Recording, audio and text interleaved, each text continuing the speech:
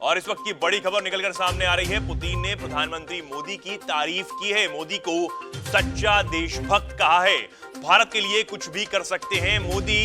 ये पुतिन का यहां पर बयान है प्रधानमंत्री नरेंद्र मोदी पर। और साथ ही कहा है भारत और रूस ने हमेशा एक दूसरे का समर्थन किया है। तो दुनिया के ताकतवर मुल्क भी अब भारत के प्रधानमंत्री मोदी का लोहा मानने लगे हैं। भारत के विदेश मंत्री एस जयशंकर ने तो पहले ही बता दिया था कि रूस और यूक्रेन युद्ध के बीच फंसे अपने नागरिकों को निकालने के लिए प्रधानमंत्री मोदी ने कुछ देर के लिए युद्ध तक रुकवा दिया था। लेकिन अब रूसी राष्ट्रपति ने भारत के प्रधानमंत्री की तारीफ की है।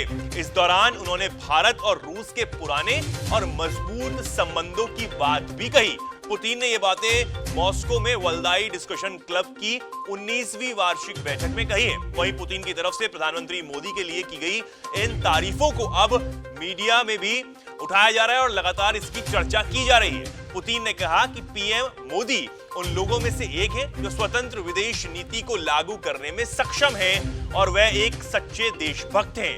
वह अपने लोगों के हितों की रक्षा करना अच्छी तरीके से जानते हैं। मोदी एक आइस ब्रेकर की तरह हैं। कई देशों और लोगों ने भारत पर कई तरह के प्रतिबंध लगाने की कोशिश की, लेकिन इन सब के बावजूद मोदी ने भारत पर कोई भी प्रतिबंध लगाने की सभी कोशिशों को नाकाम करके रख दिया। वहीं एक तरफ से इस मोर्चे पर आइस ब्रेकर की तरह है, भारत ने विकास में जबरदस्त सफलता हासिल की है और आगे भारत का ग्रेट फ्यूचर है। उन्होंने भारत रूस संबंधों पर भी बात की। उन्होंने आगे कहा कि भारत और रूस के बीच दशकों से विकसित विशेष संबंध है और दोनों देशों के बीच कोई विवाद भी नहीं है।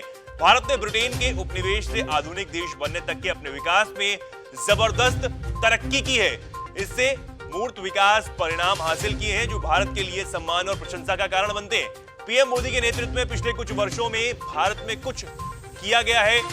स्वाभाविक रूप से वे एक देशभक्त हैं। मेक इन इंडिया के लिए उनका विचार आर्थिक और नैतिक दोनों रूप से मायने रखता है। भविष्य भारत का है। भारत को सबसे बड़ा लोकतंत्र होने पर गर्व हो सकता है और भारत व रूस के बीच एक विशेष रिश्ता है। पुतिन ने रूस और भारत के पुराने और मजबूत संबंधों का जिक्र करते हुए आगे कहा कि हमारे बीच व्यापार में और वृद्धि हुई है। पीएम मोदी ने मुझसे भारत को फर्टिलाइजर की आपूर्ति बढ़ाने के लिए कहा था और इसमें 7.6 गुना वृद्धि हुई भी है।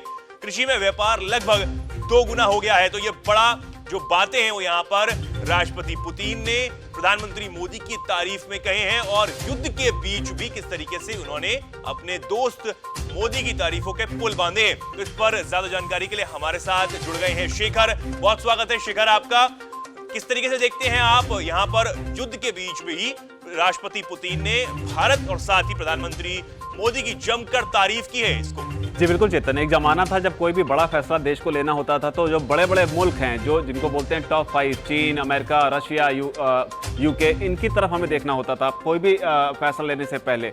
लेकिन इस मामले में अब देखिए किस तरीके से भारत जो है अंतर्राष्ट्रीय राजनीति और इंटरनेशनल रिलेशंस के मामले में अब पूरी दुनिया में सेंटर स्टेज पर एक तरीके से। और पुतिन अगर इस तरीके से खुलकर न सिर्फ भारत की बल्कि भारत के प्रधानमंत्री का नाम लेकर उनकी तारीफ करते हैं तो ये बताता है कि क्या अहमियत भारत जो है वो रूस के लिए रखता है और किस तरीके से रूस भी खुलकर उस भारत को समर्थन करता है। जब प्रधानमंत्री मोदी की इसको समिट के दौरान प्रेसिडेंट पुतिन से मुलाकात हुई थी तो भारत ने सबके सामने खुले मन से पुतिन से ये कहने की हिम्मत रखी थी कि आपको शांति की तरफ जाना चाहिए और युद्ध जो है वो किसी भी चीज़ का हल नहीं हो सकता। तो वो कहने की हिम्मत रखना, उसके बाद उन रिश्तों का खराब ना होना और पुतिन की तरफ से वापस तारीफ आना, ये अपने आप में बताता है कि रिश्तों की गहराई कितनी ज़्यादा है और क्या मायने रखता है भारत रूस के लिए। और दिलचस्प बात ये भी है कि एक ऐसे दौर में जब दुनिया जो है युद्ध के संकट से गुजर रही है, शायद ही कोई देश हो जिसकी आर्थिक नीति पर इसका प्रभाव ना पड़ा हो युद्ध का। तमाम देश जो हैं इकोनॉमिक क्राइसिस से गुजर रहे हैं, पहले कोविड और फिर वॉर, उसके बाद भी भारत ने जिस तरीके से इस दौर में जो है दुनिया का 2 धड़ों में बंटना जो है स्वाभाविक था, लेकिन इस दौर में भी भारत ने जिस तरीके से एक न्यूट्रल नीति को, तटस्थता की नीति को अपनाया और उसके बाद भी रूस के साथ में उसके रिश्ते खराब नहीं हुए, अमेरिका के साथ भी उसके संबंध जो हैं वो ठीक ठाक बने हुए हैं। लेकिन जिस तरीके से मौजूदा दौर में अमेरिका और पाकिस्तान के बीच समीकरण बन रहे हैं उसे देखते हुए रूस की तरफ से ये बयान आना बहुत मायने रखता है। इसके अलावा अगर आपको हाल फिलहाल के दिनों में याद होगा कि भारत का एक नक्शा रूस में बांटा गया था उनके आधिकारिक सम्मेलन में, उसमें पीओके को भारत में दिखाया गया था।